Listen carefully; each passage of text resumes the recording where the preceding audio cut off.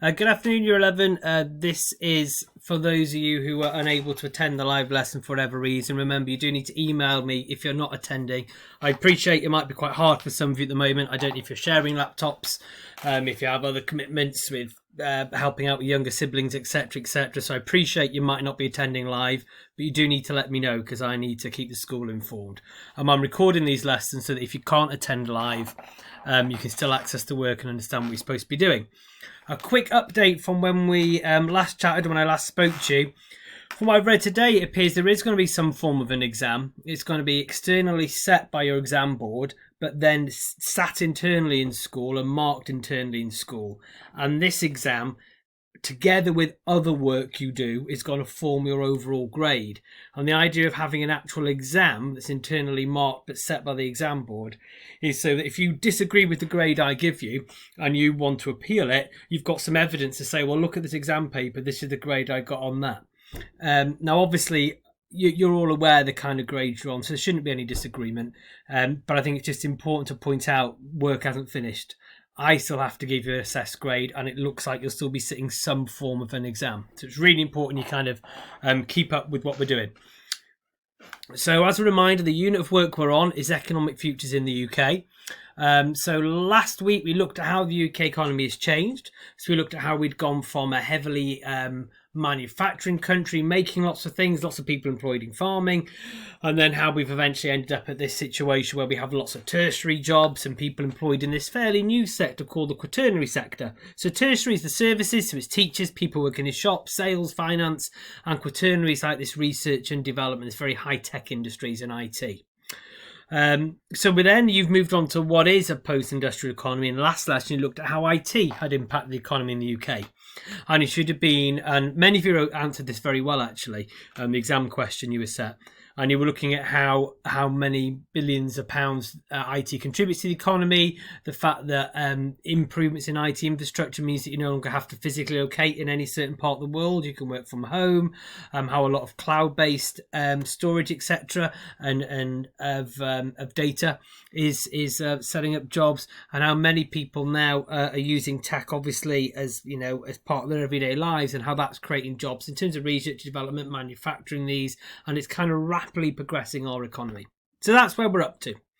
So today we're going to carry on looking at this post-industrial economy in the UK. So what we're saying is the UK used to be a very heavily industrial economy with lots of factories. We're now post-industrial. We have this very different economy. Whoops, there we go. So there's a quick quiz which I want you to do, and I've set this work on Google Classroom as an assignment, and the two tasks as part of this lesson. The first is to do a quick quiz at the start of the lesson, and I've labelled these A, B, C, D, E, F, G in the Google Classroom. They're 1 to 7 on here. So either pause and answer these questions now, or you can answer them at the end. It's up to you, but these are questions based on work you should have done last week. It's just a quick quiz, so you don't have to write a full sentence for these. Just give me the answer, okay? And obviously it needs to be submitted at the end of the lesson. So, what are the 4 biggest industries in the UK now? Well, it's information technology, finance, services, and research. This is the bulk of the UK's economy. Now, if you remember last lesson also, we were looking at what has caused the UK economy to change, and there was 3 main factors you should have kind of been able to explain, and you answered this with a mixed level of success. I think those of you who actually watched the lesson wrote good answers. Those of you who just kind of tried to wing the answers didn't get the keywords in. The 3 reasons why the UK economy has made this change. Number 1 is globalisation. So in fact, the world is now a much smaller place. It's more interconnected. There's much more trade done between countries, etc., etc. And that has really caused lots of change. It's changed our relationship with the rest of the world and how we trade. And that, in effect, has changed our economy. The second reason is this process of deindustrialization, and things like the fact that it's cheaper to employ people in poorer countries, in less developed countries. Why would we pay workers a lot of money to make things here when we can pay them less money to make things elsewhere? Obviously there's ethical considerations, but that's just a fact about what's happened and why we've shifted. Another reason for this, another part of deindustrialization, is that we have less health and safety standards in some of these poorer countries, and therefore again it costs quite a lot of money to keep workers safe. It's a good thing, but it's more expensive. And so again, many of the things that are cheaper to make because we can pay people less, because you don't have to have building standards, etc., etc., it means that manufacturing has shifted away from the UK because the consumer demands a cheaper product. So we've got globalization and this thing called deindustrialization, which is largely due to developing countries being able to make things cheaper because they're paid less, and health and safety isn't as much of a isn't as ingrained in law as it should be. The third reason is government policies. And government policies, we had these three specific periods. So we had this one period where government had nationalisation and they owned lots of things like the Coal Board and British Rail. Then they tried to sell these industries off to make them more competitive. And in doing so, these industries did make them more competitive. There was disadvantages as well. And finally, we're in the stage now where the government is like, well, look, we've gone down, we sold all of our national assets off. We've gone down this process of offering more services and finance. But actually, we don't really make stuff anymore, and they actually want us to start making things again. And that leads quite nicely into science and business parks, which is what we're going to be learning about today.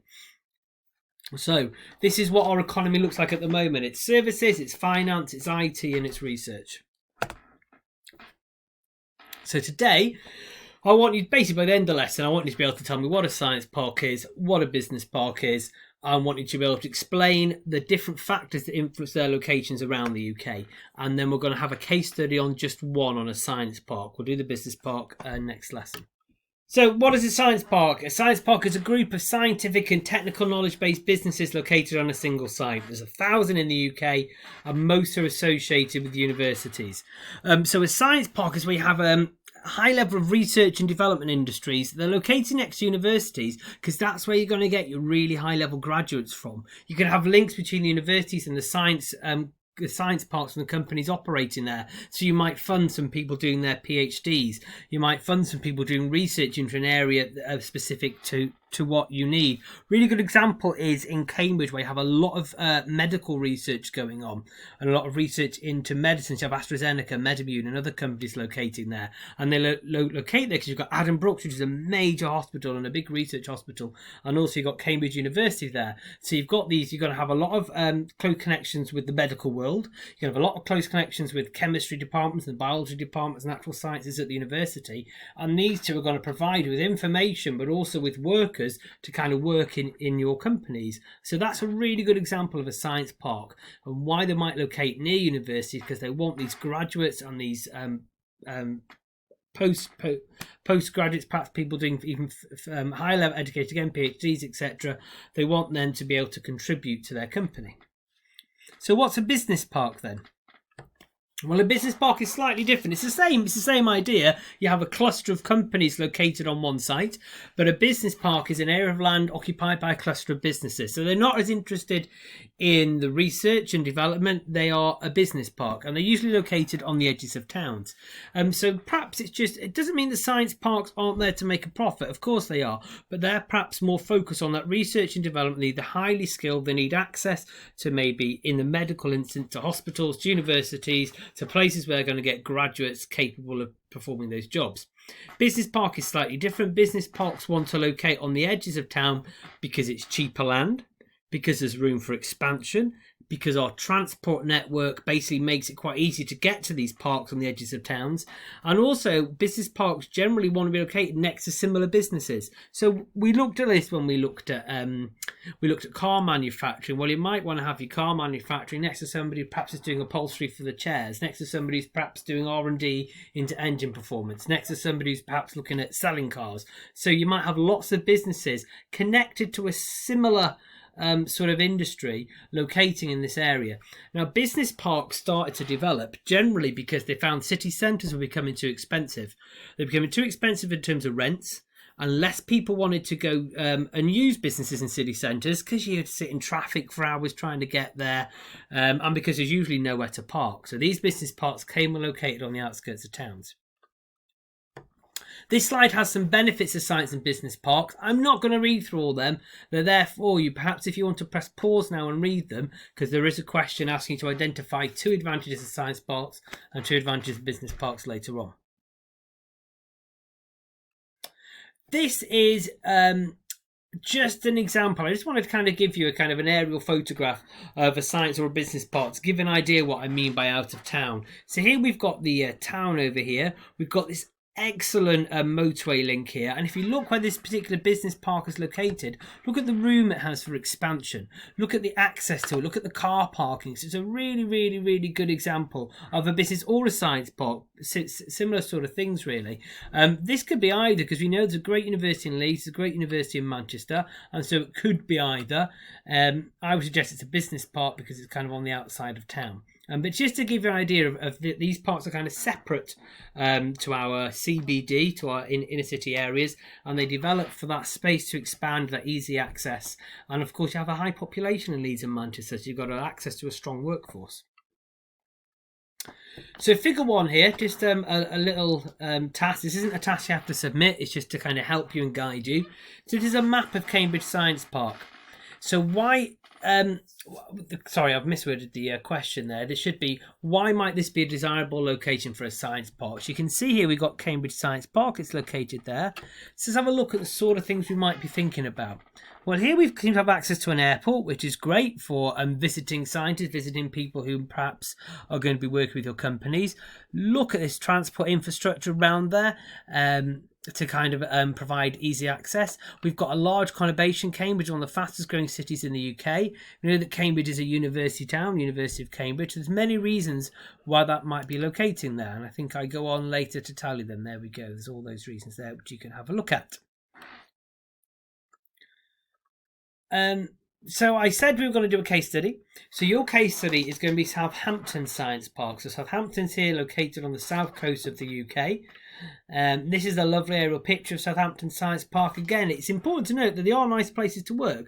People who spent a lot of their lives working hard at college, university to get a good job, they also want to have a job in a nice, pleasant location. Would you like to work in a kind of rundown area, or an area that's nice and pretty, has some place you can go for a walk on your lunch? So those sorts of things are important as well. So here I've got a case study sheet, and this is just a copy from your textbook, and I've actually made it a bit larger on the next slide, so I wasn't sure how well it was going to come out on the PowerPoint. So this slide here just tells us about the University of Southampton Science Park, when it was first opened in 1986, some of the companies that have located there and what they do and when they opened. And then this second part here has about the benefits. If you're a company and you're located on Southampton Science Park, these would be the benefits to you. So this is your task. So obviously just taking you through quite a bit of pace there, because I only have 15 minutes on these recordings.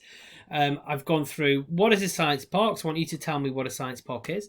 I've asked you why does science park usually locate next to universities. I've asked you what is a business park, what are the main differences between science and business parks. Just maybe give me 2 differences there. Give me 2 benefits of science parks and 2 benefits of business parks. Bullet point for me 5 pieces of information about the University of Southampton Business Science Park, I beg your pardon. So again, just pick 5 facts out of here. So if maybe when it was established, give me a couple of examples of companies, etc. And then just give me some benefits, outline some benefits that a company located to the University of Southampton a science park might expect to receive. And again, you've got a load of benefits. So you've got 1, 2, 3, 4, 5, 6. So maybe just give me 3 of those benefits that a company might expect to receive if they went and located on this science park. Now, I've also on your Google Classroom given you a link to a revision website which has more information and will enable you to also kind of look through some other work at your own pace to help you answer these questions. So your task is to answer these 7 questions, and also remember you also have to answer the questions from this quick quiz at the start. The quick quiz answers can just be short, quick fire answers. Just tell me what the answer is. These next main questions from the lesson, I'd like to be full sentences, please. I will either see you at the live lesson tomorrow, and you should all be attending, or if not, I will record another video lesson for you. Thank you.